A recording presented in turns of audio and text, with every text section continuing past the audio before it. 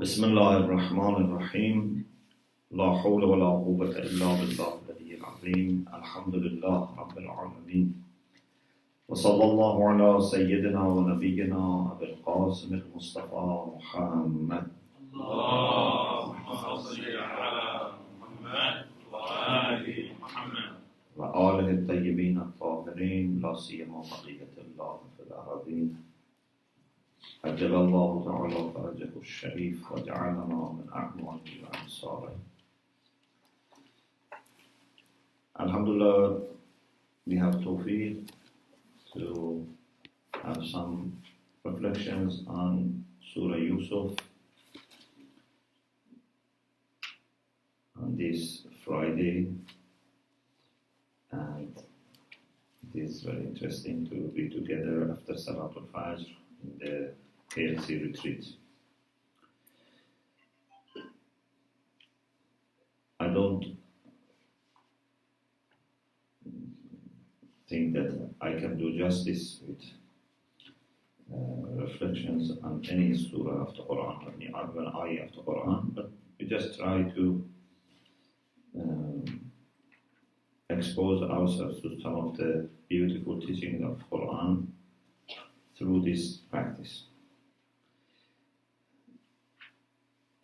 As you know, Surah Yusuf is chapter 12, and it starts with أعوذ بالله من الشيطان الرجيم بسم الله الرحمن الرحيم ألف لام را تلك آيات الكتاب المبين إنا أنزلناه قرآنا عربيا لعلكم تعقلون نحن نقص عليك أحسن القصص بما أوحينا إليك هذا القرآن وإن كنت من قبله لمن الغافلين. So these are the first three verses, and after that, story of Prophet Yusuf starts. إذ قال يوسف لأبيه يا أبت إني رأيت 11 كوكبا والشمس والقمر رأيتهم لي ساجدين. It is about the dream that Yusuf had when he was a very young child, and inshallah we'll talk about it. But before we go to that verse, which is verse 4, which is the beginning of the story of Prophet Yusuf, we reflect on the first 3 verses, which is about the Quran itself and maybe about this chapter. Like some other surahs in the Quran, we have at the beginning what we call al-huruf al-muqatta'a, which literally means disconnected letters. So here we have alif, lam, ra. We don't know what exactly these 3 letters indicate or stand for. It might be a secret between Allah subhanahu wa ta'ala and the Prophet.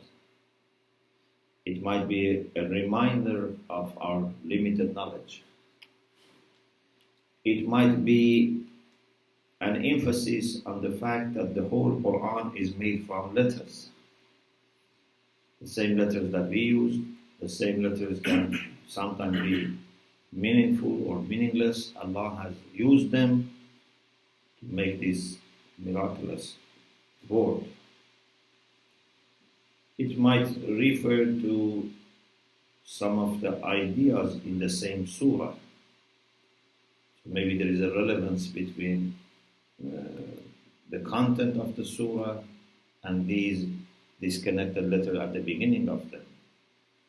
Maybe these letters are somehow more mentioned in that surah. So there are different ideas here, but for sure it emphasizes the fact that Allah subhanahu wa ta'ala in the Quran, at the same time that He has used our common language. Allah has not created a different language and has not also used different grammar. He's using the same Arabic. But at the same time, the same Arabic is used in a novel way, in an artistic and a special way. So limitations of conventional usage of language Arabic have not limited Allah's usage of language. So Allah has stretched this language to the purpose that He has. So Allah subhanahu wa ta'ala says, تِلْكَ آيَاتُ الْكِتَابِ الْمُبِينِ. As you know, in Arabic, tilka is to point at something which is far. Like ذَلِكَ, which is for male, and tilka is for female. When we refer to the Quran, ذَلِكَ الْكِتَابِ. When we refer to ayat, because ayah is female, so Allah says tilka. Not because Quran is far in physical distance. Quran can be something that you are holding in your hand, which is before your eyes, but because of the position that the Quran has. Because as we have in Surah Zukhruf, we say, إِنَّا جَعَلْنَاهُ قُرْآنًا عَرَبِيًّا لَعَلَّكُمْ تَعْقِلُونَ وَإِنَّهُ فِي أُمِّ الْكِتَابِ لَدَيْنَا لَعَلِيٌّ حَكِيمٌ.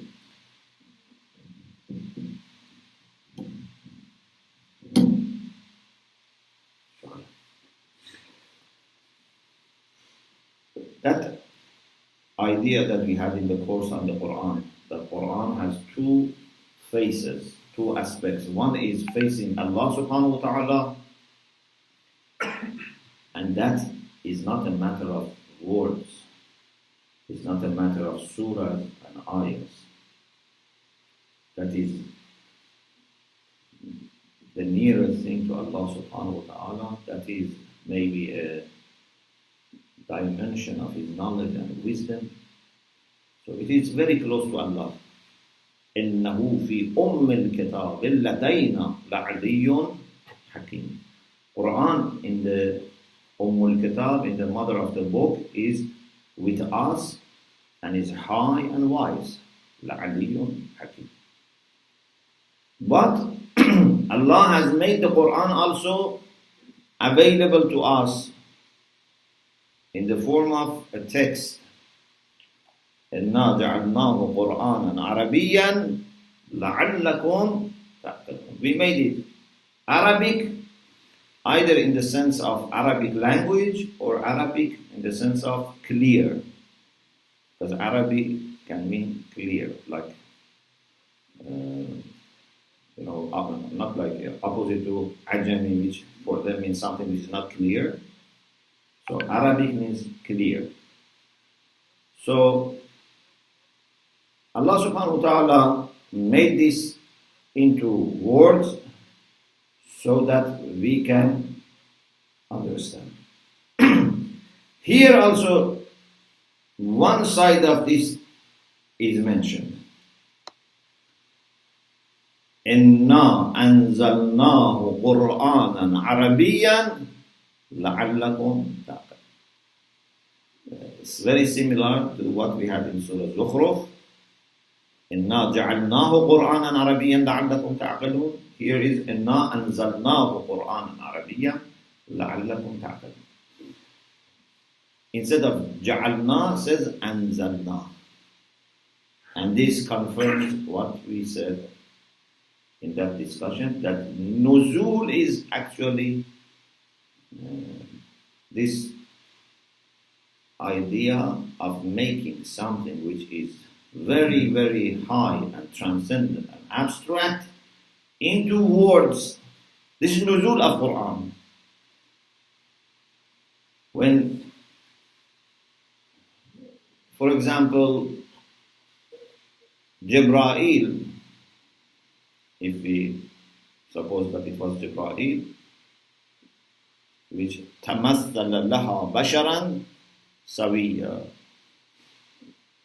For Lady Maryam, Jibreel manifested as a human being, complete human being, not half human being, for example, just half of the body, was a complete human being. This tamassul for Jibreel is a kind of nuzul for Jibreel. Because Jibreel is not in this physical world and doesn't occupy a space. Yes. When Jibreel takes a form like a human being, is somehow doing some tanazzul so that a human being can understand and see and communicate. If Jibreel is in its own form, no one can see him. So, Quran has been simplified, or you can say has been sent down by Allah subhanahu wa ta'ala from that realm to a realm which is available to us. This is nuzul. Inna anzalnahu Qur'anan Arabi. It seems that before Inzal was not Qur'anan Arabiyan. It is with Allah subhanahu wa ta'ala, innahu fi al-kitab ladayna la'aliyyun hakim. Over there is no text. But after Inzal, it has a wording. And it is made in the way that it can be understood. It's very, very difficult to put those very high and abstract realities into words. Many times we don't find words to explain our own limited experiences, let alone to explain those realities. Sometimes mystics find it very difficult or impossible to explain to us in words their experiences. And sometimes they say things that either are not understandable or can be misunderstood. They have shatahiyat, they say things that when ordinary people hear, they think they have lost their mind. But this is not because they have lost their mind. This is because they are facing difficulties and challenges of conveying some experiences through these words. But Allah subhanahu wa ta'ala, because He has the absolute knowledge about everything, including language, so He utilizes these words into their best capacity. And therefore, you see how Quran is very clearly communicating things to us that are very, very difficult. Just recently we had the 40 hadith that Imam Khomeini said how important it is that in the Quran we have such description of Allah subhanahu wa ta'ala that no one, no theologian, no philosopher can offer. For example, he said, justice huwa al-awwal wal-akhir wal-zahir wal-batin. This justice is something very, very difficult to understand. But Allah, with very clear words, has created a channel. Many times Quran doesn't give you the meaning completely at the same time. Quran starts developing your understanding. Maybe an ayah, you have to work on it for years, but finally you get it. But the beauty is that you don't need few extra words, few extra revelations to come. But just you need to tune yourself to this ayah, and little by little the ayah becomes more understandable to you. So, تِلْكَ آيَاتُ الْكِتَابِ الْمُبِينِ, those are verses of that clear book. It has been meant to be mubin. It has to be clear because it's for guidance. Allah has not written this book for the Prophet only, or for the Prophet and Imams only. This is the book which is meant to be clear, meant to be understandable, but how those high positioned verses can be clear through inzal. إِنَّا أَنزَلْنَاهُ قُرْآنًا عَرَبِيًّا لَعَلَّكُمْ تَعْقِلُونَ. We have sent it down to you as Arabic text or clear text. Quran is something which can be recited. لَعَلَّكُمْ تَعْقِلُونَ, so that you may understand. This also confirms the idea that we had in the course on Quran, that Quranic revelation involves wording.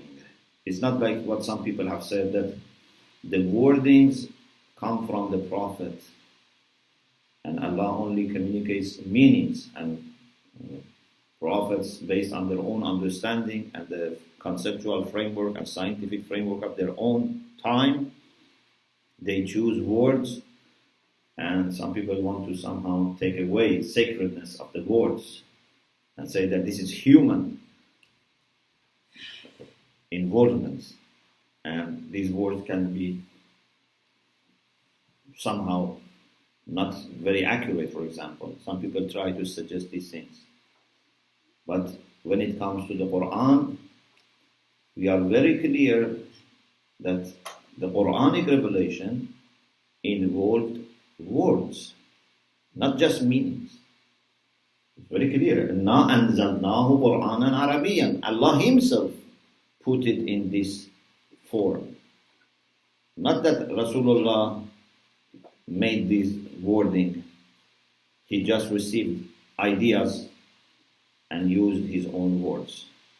Of course, even the words that Rasulullah uses for his own communication are special. مَا يَنْتِقُ عَنِ الْهَوَىٰ إِنْ هُوَ إِلَّا وَحْيٌ يُوحَىٰ.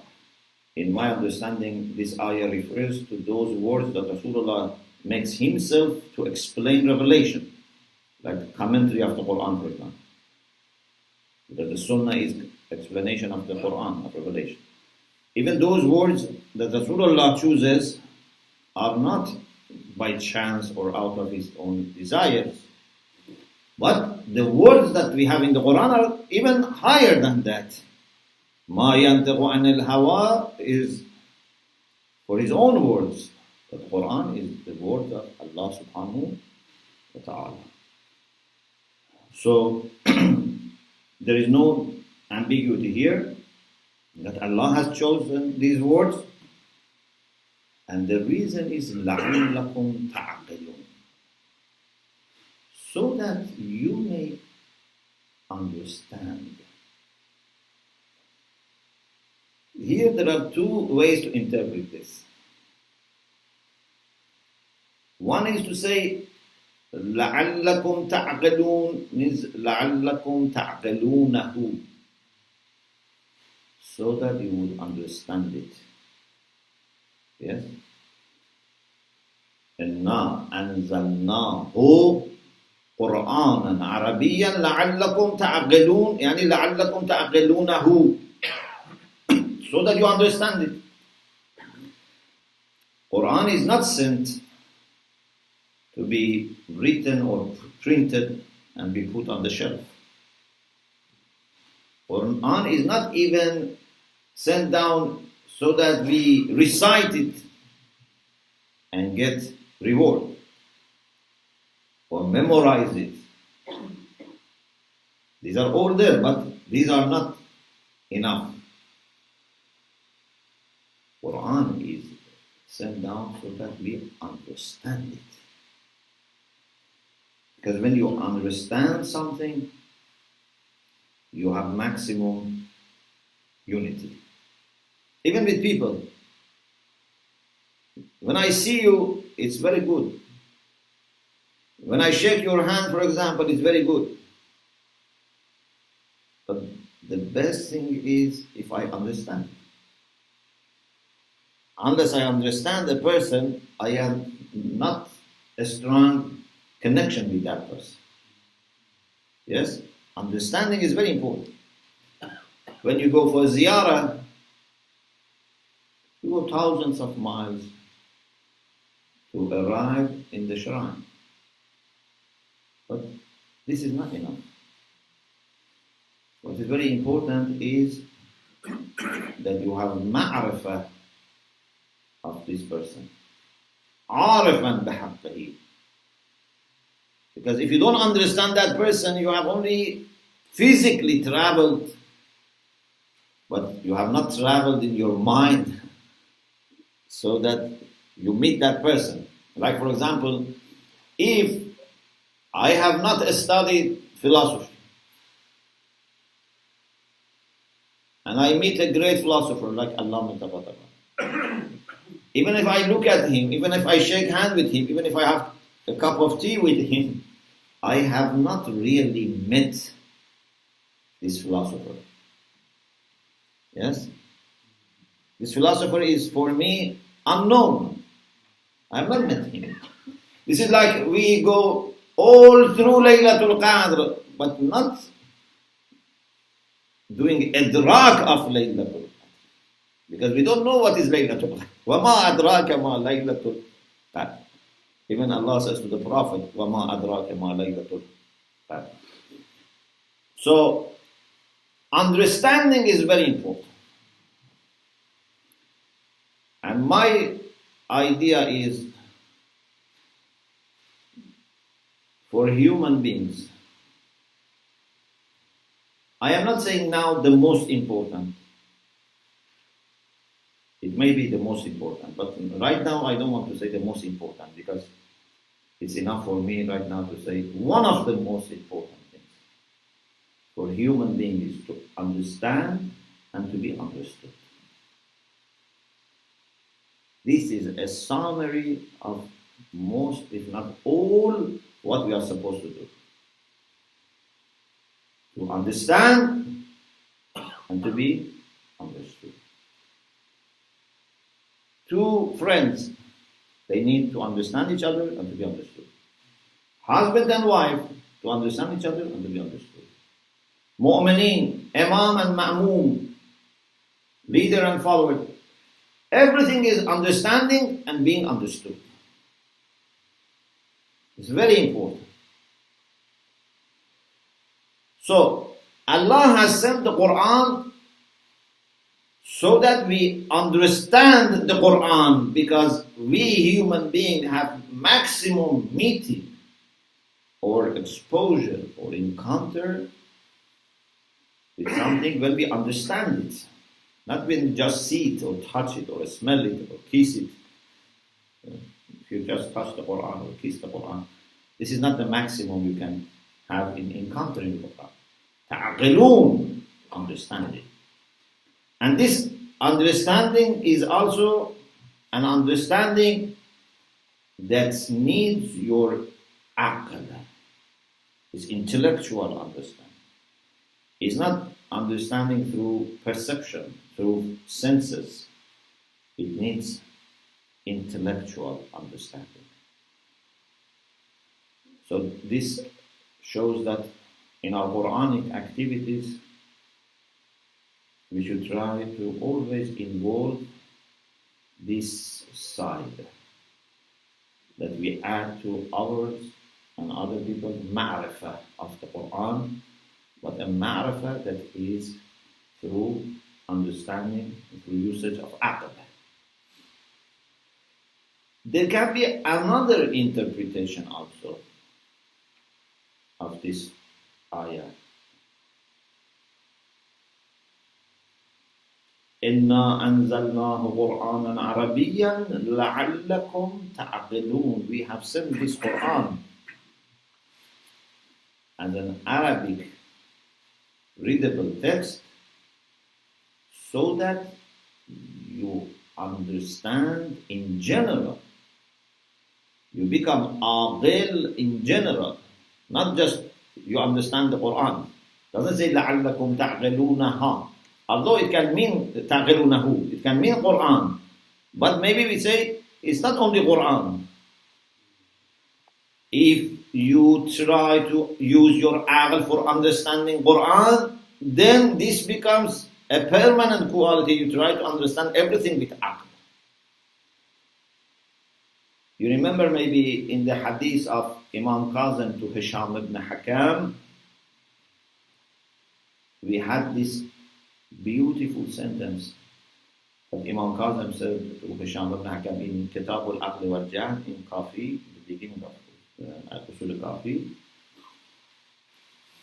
Imam Kazim says, Allah subhanahu wa ta'ala has sent, or for emphasis, has not sent prophets and messengers except for this reason, لِيَعْقِلُوا عَنِ اللَّهِ, so that people would come to intellectual understanding of Allah subhanahu wa ta'ala. And therefore, he says, the best people in response are those who have the best ma'rifah, and those who have the best ma'rifah must have the best reasoning and understanding through aql. And then he makes this important statement that the best of people are those who are the best in aql. So, لَعَلَّكُمْ تَعْقِلُونَ, maybe it means that Quran has come to flourish your aql. And when you enjoy being aqil, it's not just when you read the Quran you become aqil. In everything you become aqil. Quran opens your aql, removes obstacles of aql, then you become aqil. And you become aqil, then for everything you are aqil. In dealing with people, in solving your issues, everything you do it with aql. Then Allah subhanahu wa ta'ala mentions something about qasas.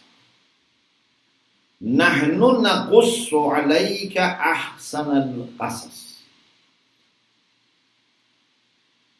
Qissa in Arabic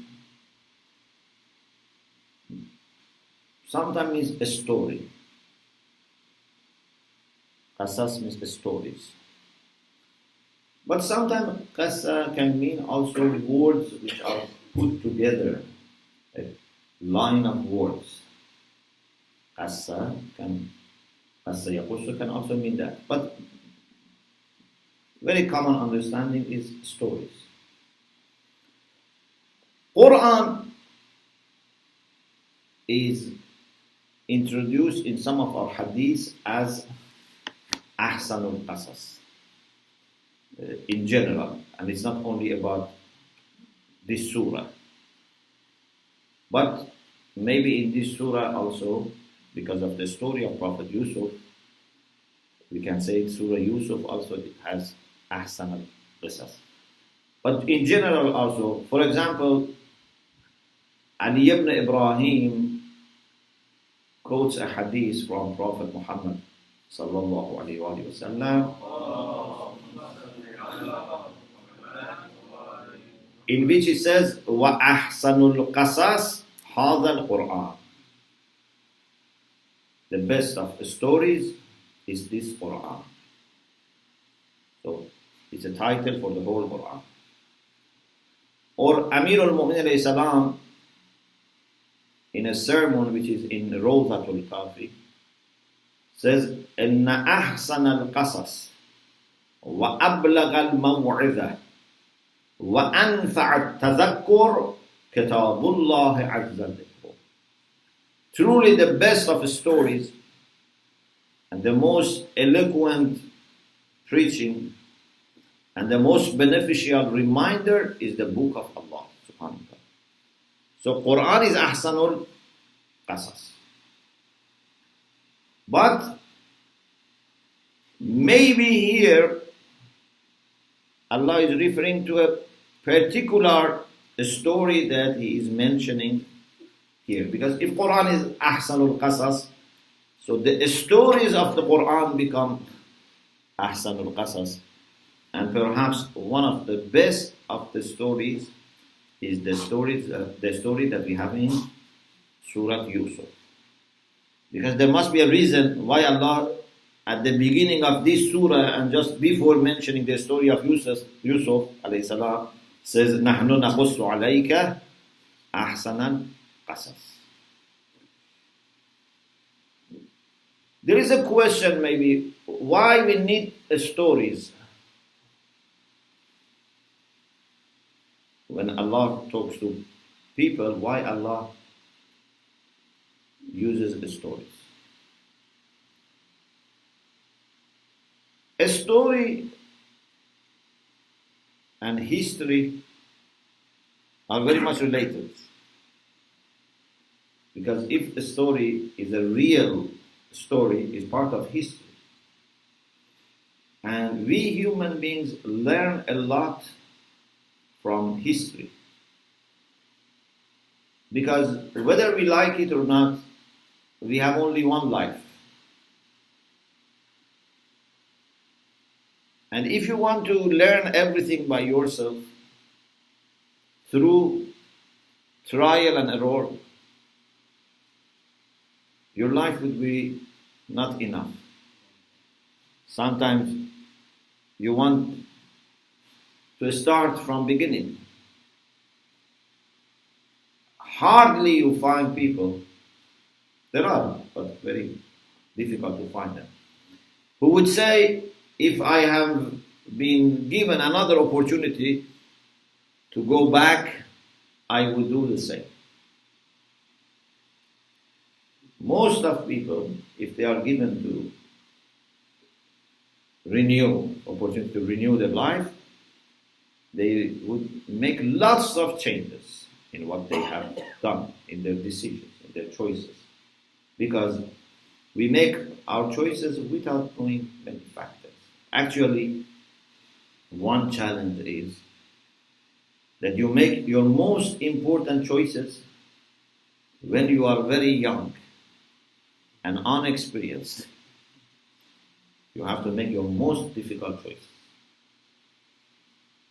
If you have wisdom, you benefit from experiences of people who have been through this. But unfortunately, for a young person, even to understand that he has to benefit from experiences of other things is still not very clear. So this is where we can get lots of problems. But if young people benefit from experiences of older generation, people who have experience and wisdom, they can make very good choices. So, we as human beings, by reflecting on the stories of others and history in general, we can learn a lot. And we don't need to wait the same things happen to us. For example, you are familiar with this saying of Amir al-Mu'minin alayhi salam to his son. He says, أي بني إني وإن لم أكن عمرت عمر من كان قبلي. My dear son, although I have not lived long like people who have lived before, I have not been given the life to live with all of them, But فَقَدْ نَظَرْتُ فِي أَعْمَالِهِمْ. I have looked carefully at their actions. وَفَكَّرْتُ فِي أَخْبَارِهِمْ. And thought carefully about news, information which are available about them. وَسِرْتُ فِي آثَارِهِمْ. Also I did sayr. Sayr, thiru fil armies. I have traveled to see the remaining of their civilization, their lives, what they have left behind. حَتَّى عُدْتُ كَأَحَدٍ. To the extent that I have become like one of them. So you can read and reflect on previous people so much that you can be like one of them. بل كأني بمن انتهى إلي من أمورهم قد عمرت من أولهم إلى آخر. Even more, I'm not like one of them, because each of them also only knew his own time. I am like a person who lived with the first person to the last person. This is the beauty of reading and reflecting on history. Unfortunately, we don't read history that much. And even if we read, we don't reflect and get the lessons. We just remember or memorize some events. But Amir al-Mu'minin said you have to learn so well that it is as if everything has also happened to you. And then you don't need to try it again. You just do what is the best. Allah subhanahu wa ta'ala in the Quran uses stories which are real stories in order to help us add to our experiences and to learn. I'tibar, ibra, to learn and take lessons for ourselves. It's very, very important. Especially the way Allah subhanahu wa ta'ala mentions the stories is very important, because He is not just mentioning a story as a historian. Quran is not a book of history or a book of stories. Allah mentions these stories in the way that not only touches your mind and aql, but also touches your heart. Stories have this power that they can really engage you. If I give you a lesson on akhlaq, it can just remain in your heart. In your mind. May not go to your heart. But when I mention a story of, for example, one alim or something real life story, it touches your heart as well. So Allah mentions stories, not just stories that are irrelevant to us, stories that have practical relevance to us, and the way Allah explains touches heart as well as it's affecting your mind. It's very important.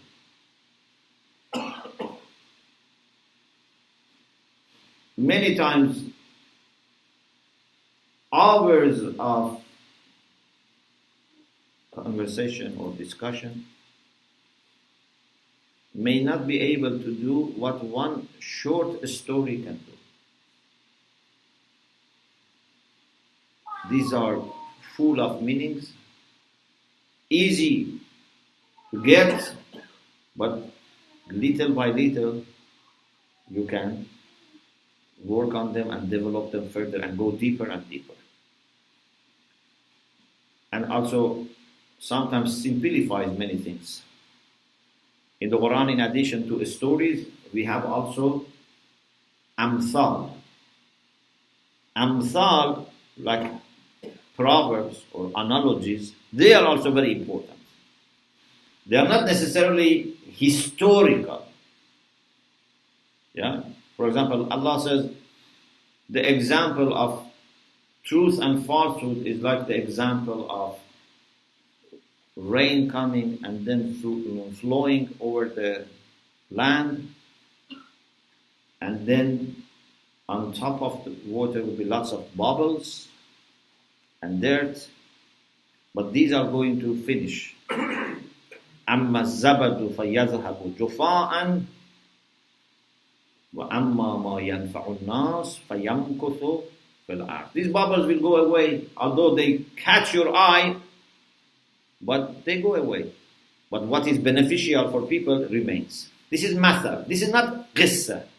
This is not a story, but this is very similar to a story because this also engages us and asks us to reflect, and it's much easier than just saying something without using an analogy. We need these analogies. And one of the characteristics of people who are given wisdom is also that they use analogies. For difficult things, they can bring analogies. It's very important. So Allah subhanahu wa ta'ala in Quran has stories for us and amthal.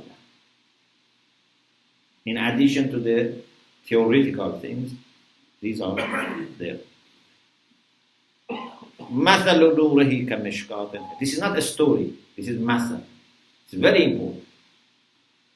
So, نَحْنُ نَقُصُّ عَلَيْكَ أَحْسَنَ الْقَصَصِ بِمَا أَوْحَيْنَا إِلَيْكَ هَذَا الْقُرْآنِ. How we narrate and tell you these stories, which are the best stories, بِمَا أَوْحَيْنَا إِلَيْكَ هَذَا الْقُرْآنِ, through revelation of the Quran to you.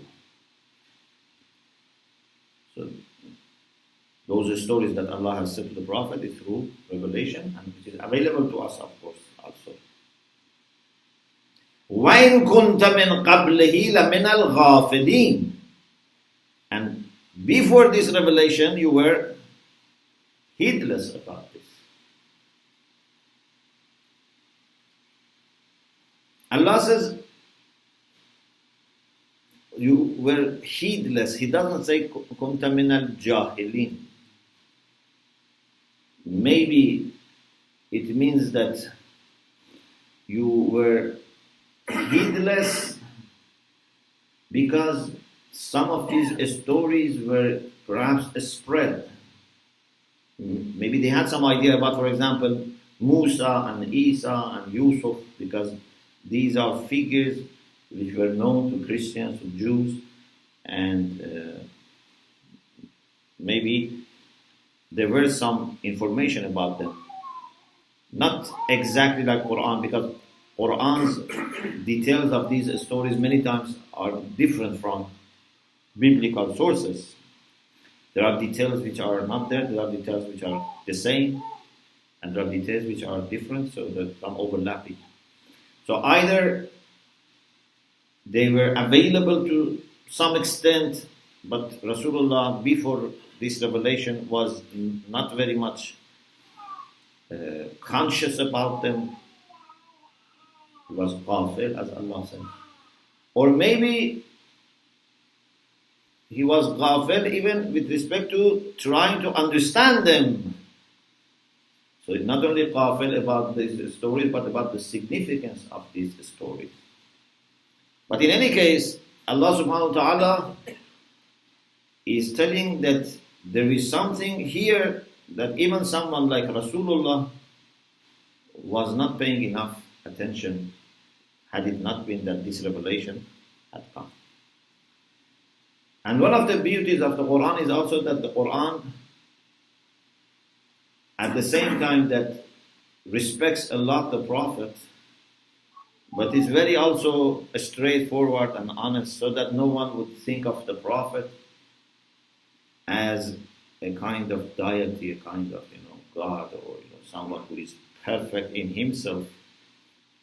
The Prophet is very high because of his dependence Allah subhanahu wa ta'ala. He's the best beggar of Allah. He's the best needy person, the best servant. The Quran doesn't let you to become zealot and do ghuluw about Rasulullah, let alone any other person. It's very good. It's very honest, straightforward, and ready to correct and warn even Rasulullah. لَإِنْ أَشْرَكْتَهُ لَيَحْبَطَنَّ عَمَلُكَ. No ta'aruf, as we say, no kind of compromise. Then everyone else understands his or her own position. وَإِن كُنْتَ مِنْ قَبْلِهِ لَمِنَ الْغَافِلِينَ. Now we reach the beginning of the story. I think my time is over. So, inshallah, next session we will start the story of Prophet Yusuf.